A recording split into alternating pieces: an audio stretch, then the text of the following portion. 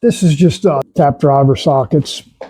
Sometimes you need a little bit more control over when you're tapping. So all it is, the bigger ones are 3/8 drive. These here are 3/8, and then these little ones here for your little teeny taps that are a 1/4 inch drive.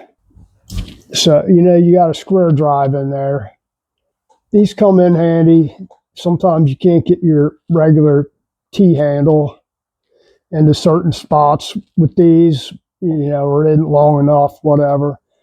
With these here, use a handheld T handle, 3/8 drive T handle, or a 1/4 inch, or just a regular ratchet with an extension.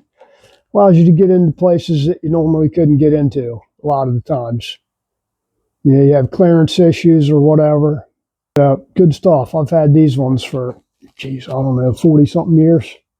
But they do come in handy, that's for sure.